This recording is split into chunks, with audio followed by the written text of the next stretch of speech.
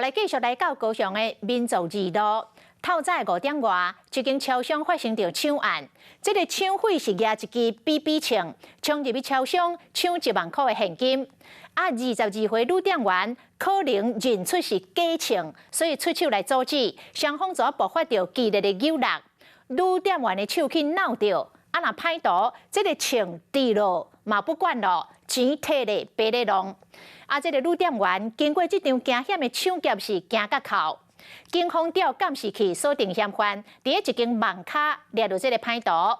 歹徒讲无头路，搁欠钱，才会去抢超商。跑过来了。穿黑衫查甫人手提现金冲过顶仔卡，伊就是举空气枪抢超商的嫌犯。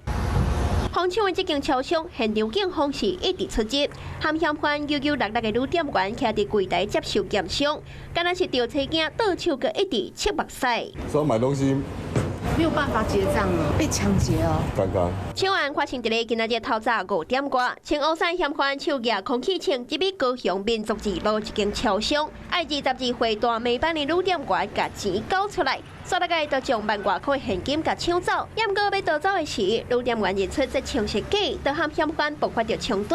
女店员的手扭着伤，嫌犯的空气枪嘛落伫现场，未负扣人着落跑。警方接到通报到现场，调监视器锁定目标。考给。好，考给报告师弟哦。我看我可以宣告成立了哦。3点半钟了后，警方抓着这个21岁姓肖的嫌犯，伊敢若是无头路，搁欠钱，才会来抢劫。现场并起获赃款6000余元。全案依涉嫌强盗罪调查侦办。大暝班的时段，超商的店员含人客较少，较高变做是歹徒犯案的目标。面对着抢案，超商嘛有一套标准的作业程序，店员唔通和歹徒正面冲突。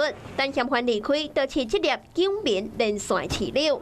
警方会伫上紧的时间来赶到位。上界重要的就是千万唔通和歹人硬对硬。